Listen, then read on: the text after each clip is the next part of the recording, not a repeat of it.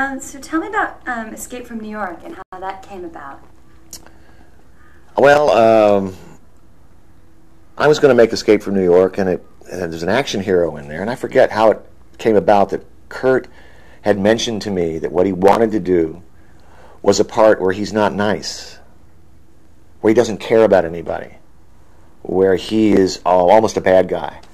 He wanted to play somebody incredibly cynical. He wanted to play somebody really hard. And I had had such a great experience on on Elvis because he made my life easy. He wasn't a demanding actor. He came ready to go, and he quit work and went home, and he didn't bring problems to the set. So I thought, you know what? He would be great in this. If he can play Elvis, he can play this character of Snake Plissken, this kind of outlaw in the future. So I mentioned it to the studio that I wanted Kurt Russell to star in it, and they were shocked. And they said, well, he's a Disney actor. And at the time, Charles Bronson had expressed interest in playing that part. And I've always loved Charles Bronson. But I thought, that's going to be, he's going to direct.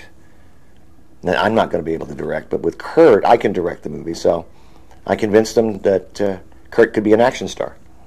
And it worked out. Yeah, kind of. To put it mildly. Wow. There's so much to talk about with Snake Plissken. I mean, it's incredible.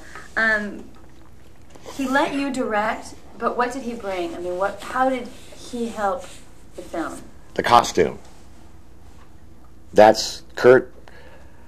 Kurt was obsessed with a costume.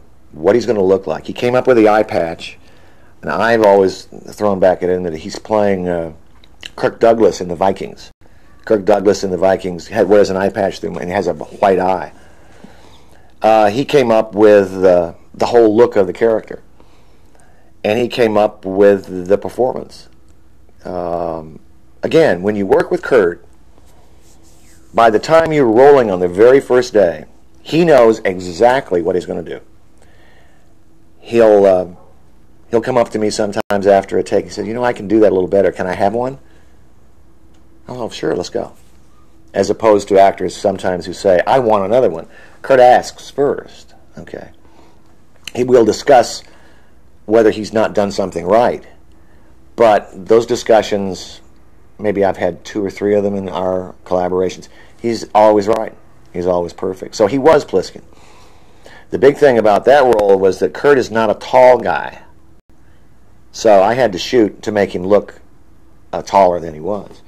But that's just putting the camera down low. Wow, wow.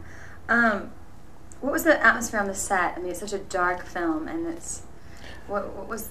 Every time you're making either a horror movie or a dark, futuristic film, it's the most fun you can ever have. The worst experiences in making movies are usually dramas or comedies. They're horrible because everybody's so obsessed with it. But everybody has fun. We were in St. Louis in the summertime. It was 100 degrees at night. We were in a burned out section of town that they let us shut down and use. And it was exhausting. We had a very low budget. We had a very short shooting schedule. But we pulled together and made it work. That kind of leads into Kurt's professionalism. What did you find, being that by this time he'd worked for 20 years? I mean, he wasn't new to this. Did that help you as a director at all? Kurt's the consummate professional, I would say, of the people that I've worked with. I've worked with some other great actors.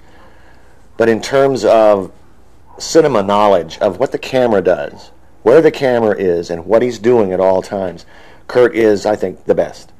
He is aware of everything that's happening around him. He's aware of what you're doing as a director, and he doesn't have to ask. He can see from the shots that I set up and the things that I'm doing. He can tell exactly what's going to come on the screen. So it's a joy to work with him. We've got some angry dogs. How are you doing on that, Damon? Well, Audio's pretty isolated. It's just such loud dogs. It's almost a little strange. I'd love to talk about some of the stunts he had to do in the peripheral vision at the eye patch. Do you remember any particularly difficult situations?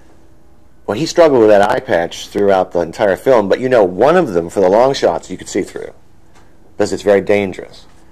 The most dangerous stunts that we did were in the second picture, Escape from L.A. That was basically we remade the first film but made it bigger and I think better.